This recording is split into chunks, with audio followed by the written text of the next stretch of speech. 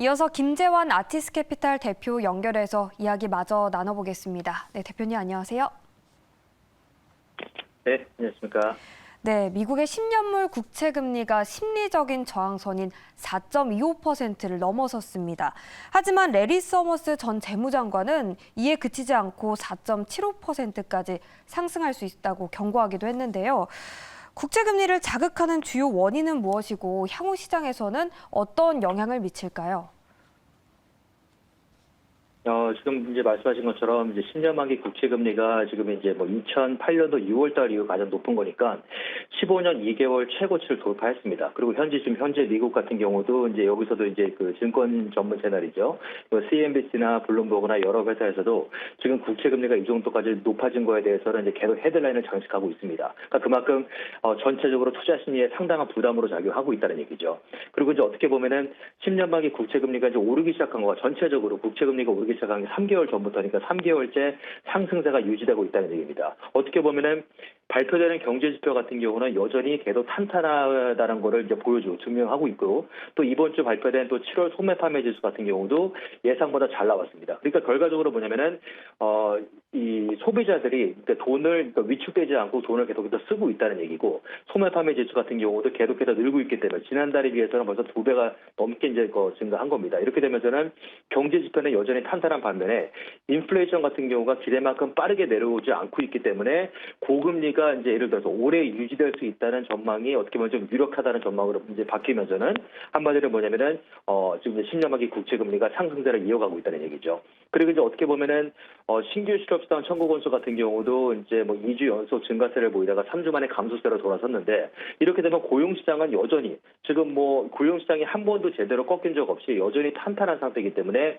경제 지표도 좋고 고용 시장도 탄탄하고, 그러니까 한마디로 고금리가 오랫동안 유지될 수 있고, 또 이제 페드에서 추가 금리 인상을 한다고 하더라도 경제가 버틸 수 있는 여력이 있다는 이제 그런 마찬가지로 분위기가 형성되고 있다는 얘기입니다. 그렇기 때문에 지금 이제 국채 금리가 상승하고 있는 거가 여기서 꺾이지 않고 계속 유지되거나 좀 오를 수 있는 가능성은 여전히 있습니다. 또 거기다 더해서 국채 금리가 상승하면서는 반대로 주식시장 같은 경우는 이제 꺾이고 있는 건데, 8월 달 들어서 주식시장이 좀 틀어지고 상승세가 틀어진다는 것보다도 이제는 틀어지는 걸 좀 벗어나서 꺾이고 있는 조짐이 확실하게 좀 드러나고 있다는 얘기죠. 어떻게 보면은 오늘 같은 경우는 내스닥이 이제 9주 최저치로 밀렸습니다. 내스닥은 9주 최저치, S&P 500 같은 경우는 7주 최저치로 밀린 겁니다.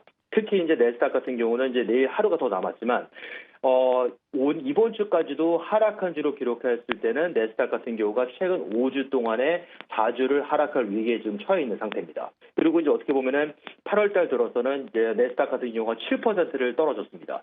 거의 폭락 수준으로 떨어졌다는 얘기죠. 그리고 S&P 500 같은 경우는 4.7%를 떨어졌고, 다우존스 같은 경우는 그거보다 훨씬 더 좁은 이제 3% 떨어지는 거에 이제 그치고 있는 상태인데, 지금 어떻게 보면은 내스닥과 S&P 500 같은 경우도 이번 주까지도 하락한 주로 이제 기록했을 때는 각각 내스닥이 8개월 만에 처음, 그리고 S&P 500 같은 경우가 6개월 만에 처음으로 3주 연속 이제 하락할 수 있다는 얘기입니다. 그리고 이제 어떻게 보면 통상적으로 8월 달 같은 경우는 이제 이 변동성, 발러틸리티가 상당히 큰 달 중에 하나입니다. 그렇기 때문에 8월 달 들어서 일단 장이 꺾이고 있다고 지금 마찬가지로 이제 말씀드렸는데, 전체적으로 봤을 때 이제 조정을 주고 있다. 이제 코렉션이라고 했을 때는 그 교과서적으로 텍스트북 와이즈로 코렉션이라는 자체는 하이에서 10%가 떨어졌을 때를 코렉션이라고 하는데, 지금 말씀드린 것처럼 3대 지수가 어느 하나 10%까지 떨어진 건 없습니다. 아직까지는. 그렇기 때문에 가장 이제 크게 떨어진 내스닥이 7%를 떨어졌기 때문에 보통 5% 미만으로 봤을 때는 미니 셀러프라고 얘기하는데, 지금 3대 지수가 거의 비슷하게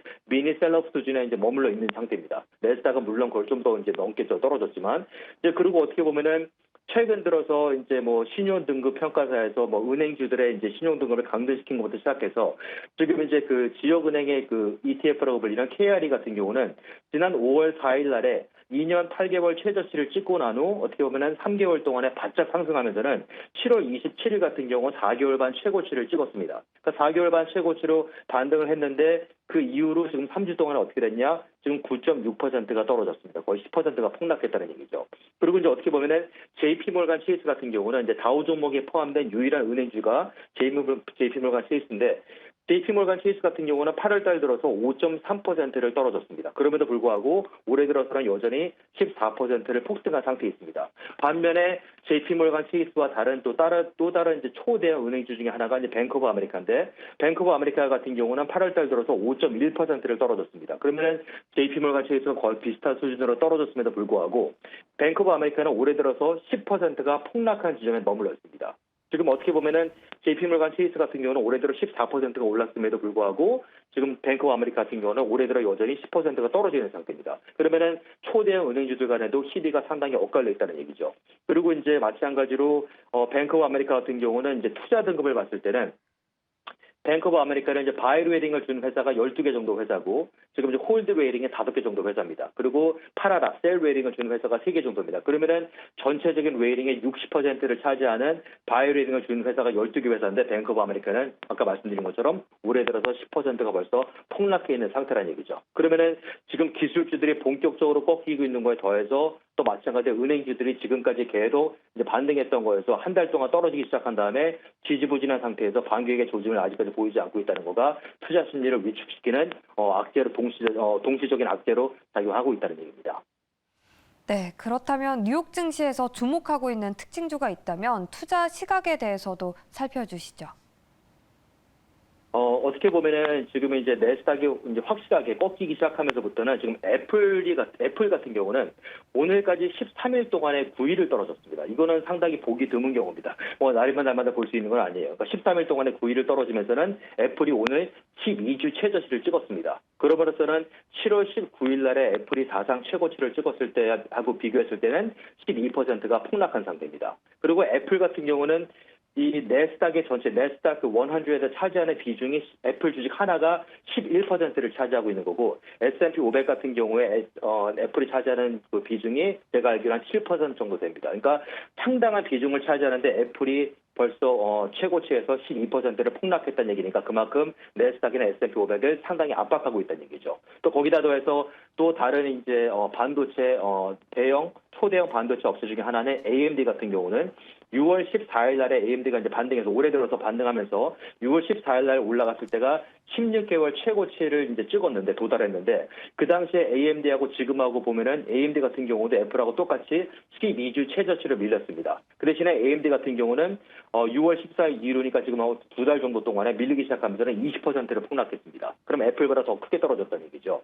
또 그리고 어떻게 보면은 이제 테슬라 같은 경우도 마찬가지로 지난 7월 19일 날에 10개월 최고치까지 테슬라가 도달하면서는 거의 300불에 육박한 정도까지 도달했다가 꺾인 다음부터는 지금 사상 7월 14일 최고치와 비교했을 때는 마찬가지로 10개월 최고치와 비교했을 때는 26%를 폭락했습니다. 그리고 현재 테슬라 같은 경우는 10주 최저치에 머물러고 있습니다. 그리고 이제 반면에 어떻게 보면은 다음 주 수요일 날에 실적 발표를 앞두고 있는 엔비디아 같은 경우는 엔비디아는 7월 14일 날에 사상 최고치를 찍은 후 지금까지 어떻게 보면 10% 정도가 떨어졌습니다. 그럼에도 불구하고 엔비디아는 다른 초대형 기술주들에 비해서 상당히 잘 버티고 있는 겁니다. 특별히 3주, 4주, 5주 최저치를 밀린 게 아니라 현상 유지를 하고 있는 상태지만 일단은 사상 최고치에는 10% 정도가 밀려 있는 상태입니다. 그렇기 때문에 전체적으로 이 정도 초대형 기술주들이나 내스닥이나 S&P 500을 여태까지 견인했던 어떻게 보면은 이제 그 반격을 주도했던 이제 기술주들 같은 경우가 지금 지지부진한 상태에서 벗어나지 못하고 있기 때문에